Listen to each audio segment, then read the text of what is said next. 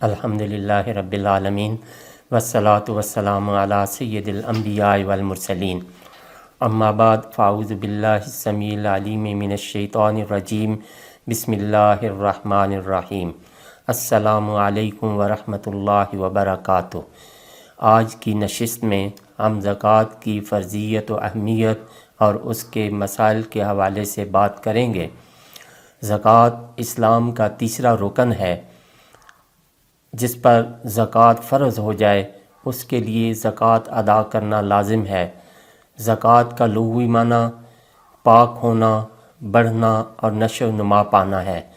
شریعت کی اصطلاح میں صاحب نصاب کا اپنے مخصوص مال کو خاص شرائط کے ساتھ خاص شرح کے مطابق ادا کرنا زکوٰۃ کہلاتا ہے۔ نبی کریم رؤوف الرحیم صلی اللہ علیہ وسلم نے ارشاد فرمایا، جس کو اللہ تعالیٰ نے مال دیا اور اس نے اس مال کی زکوٰۃ ادا نہ کی تو قیامت والے دن اس کا وہ مال زہریلا گنجا سانپ بنا دیا جائے گا، جس کی دونوں آنکھوں پر سیاہ نقطے ہوں گے، اور وہ صاحب مال کے گلے کا توق بنا دیا جائے گا، اور وہ اس کے جبڑوں کو وہ نوچے گا اور اسے کہے گا کہ میں تیرا مال ہوں، میں تیرا خزانہ ہوں۔ پھر آپ صلی اللہ علیہ وسلم نے اس کی تصدیق کے لیے سورہ آل عمران کی یہ آیت طیبہ وہ تلاوت فرمائی، اعوذ باللہ السمیع العلیم من الشیطان الرجیم ولا يحسبن الذین یبخلون بما آتاهم اللہ من فضلہ هو خیرا لهم بل هو شر لهم سیطوقون ما بخلوا به یوم القیامہ۔ صدق اللہ العظیم۔ جو لوگ اللہ کے دیے ہوئے مال سے بخل کرتے ہیں وہ یہ نہ سمجھیں کہ یہ مال ان کے لیے بہتر ہے، بلکہ یہ مال ان کے لیے بدتر ہے۔ جس مال کے ساتھ انہوں نے بخل کیا قیامت کے دن وہ ان کے گلے کا توق بنا دیا جائے گا۔ سورہ توبہ میں ارشاد ہے، جس کے پاس سونا چاندی اس میں سے وہ اس کا حق ادا نہیں کرتا کہ جب قیامت کا دن ہوگا تو اس کو عذاب دینے کے لیے آگ کی تختیاں بنائی جائیں گی، اور اس کے جبین، اس کے پہلو، اس کی وہ کمر کو ان سے داغا جائے گا۔ خدا کی پناہ، بھلا اتنا سخت عذاب الہی کون برداشت کر سکتا ہے؟ کس میں اتنی قوت ہے؟ اللہ کے عطا کردہ مال کو اللہ کے حکم کے مطابق خرچ نہ کرنا خسارہ ہے۔ قرآن کریم نے 33 جگہ زکوٰۃ کے نماز کے ساتھ زکوٰۃ کا حکم دیا ہے، اور جہاں صرف زکوٰۃ کا ذکر فرمایا ہے وہ مقامات الگ ہیں۔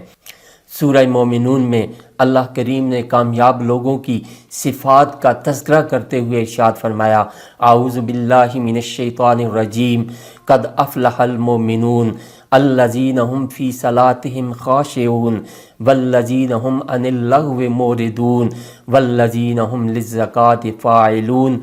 بے شک ایمان والے کامیاب ہو گئے جو اپنی نماز میں عاجزی کرتے ہیں، اور جو بیہودہ باتوں سے منہ موڑ لیتے ہیں، اور جو زکوٰۃ ادا کرتے ہیں۔ نبی کریم صلی اللہ علیہ وسلم نے ارشاد فرمایا، تمہارے اسلام کا مکمل ہونا یہ ہے کہ تم اپنے مال کی زکوٰۃ ادا کرو۔ ایک اور جگہ ارشاد فرمایا، جو اللہ اور اس کے رسول صلی اللہ علیہ وسلم پر ایمان رکھتا ہے اس کے لیے لازم ہے کہ وہ اپنے مال کی زکوٰۃ ادا کرے۔ اسی طرح مسند احمد میں یہ حدیث طیبہ ہے کہ سرکار دو عالم صلی اللہ علیہ وسلم نے ارشاد فرمایا، اپنے مال کی زکوٰۃ نکال، یہ تجھے پاک کرنے والی ہے، تجھے پاک کر دے گی۔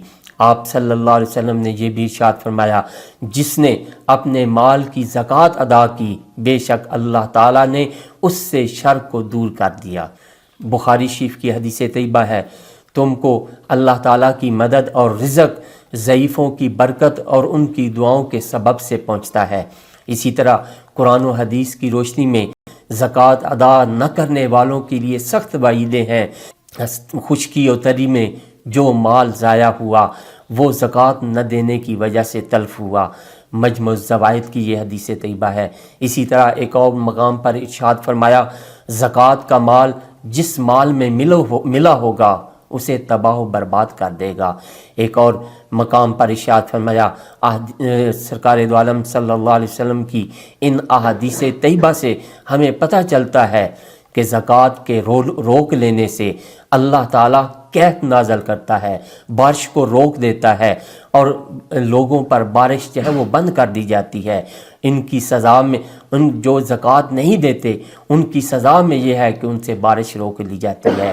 اگر چوپائے، بیل، بھینس یہ جانور نہ ہوتے تو ان پر کبھی بھی بارش نہ ہوتی۔ فرمایا کہ اپنے مال کی زکوٰۃ ادا کرنے کے ذریعے سے اپنے مال کو محفوظ بناؤ اور بیماروں کا علاج کرو اور صدقہ دیا کرو اور دعا کیا کرو، کیونکہ یہ چیزیں صدقہ کرنا، دعا کرنا اور مال جو ہے مال کی زکوٰۃ نکالنا یہ تمہیں بے شمار بلاؤں اور مصیبتوں سے نجات دیتا ہے۔ کیونکہ حدیث طیبہ کی روشنی میں ہمیں یہ پتہ چلتا ہے کہ جس مال میں زکوٰۃ کا مال مل جاتا ہے وہ مال اس کو ہلاک کیے بغیر نہیں رہتا۔ جس مال میں زکوٰۃ واجب ہوتی ہے پھر اس سے زکوٰۃ ادا نہیں کی جاتی، گویا کہ زکوٰۃ کا مال اس مال میں موجود ہے، تو وہ جو زکوٰۃ ہے وہ اس کے باقی مال کو بھی تباہ و برباد اور ہلاک اور ضائع کر دیتی ہے، اور ایک نہ ایک دن وہ مال ضائع ہو جاتا ہے۔ اب سوال یہ پیدا ہوتا ہے کہ زکوٰۃ کس پر فرض ہے؟ زکوٰۃ کے فرض ہونے کے لیے بہت امیر کبیر ہونا ضروری نہیں ہے۔ جو مرد یا عورت 7.5 تولے سونا یا 52.5 تولہ چاندی کی مالک ہو یا ان میں سے کسی ایک کی قیمت کے برابر اس کے پاس مال ہو تو شریعت میں وہ مالدار ہے، اس پر زکوٰۃ فرض ہے۔ زکوٰۃ تب فرض ہوتی ہے جب مال پر 1 سال گزر جائے۔ اگر سال مکمل ہونے سے پہلے وہ مال ختم ہو گیا تو پھر اس مال پر زکوٰۃ نہیں ہوگی۔ سونا چاندی کے زیور ہوں، برتن ہوں یا کوئی اور چیز، ان سب پر زکوٰۃ فرض ہوگی۔ کسی کے پاس اگر 7.5 تولے سونا نہیں ہے یا 52.5 تولے چاندی نہیں ہے، کچھ سونا ہے اور کچھ جو ہے وہ چاندی ہے اور وہ مل کر جو ہے وہ 52.5 تولہ چاندی کی قیمت کے برابر ہو جاتا ہے تو اس صورت میں اس پر زکوٰۃ فرض ہوگی۔ زکوٰۃ کی رقم سے مسجد کی تعمیر کرنا درست نہیں۔ زکوٰۃ ادا ہونے کی شرط یہ ہے کہ جس کو آپ زکوٰۃ دے رہے ہیں، جس کو زکوٰۃ دینا درست ہے، اس کو زکوٰۃ کی رقم کا مالک بنا دینا اور وہ اپنے مال میں اپنی مرضی سے تصرف کر سکے۔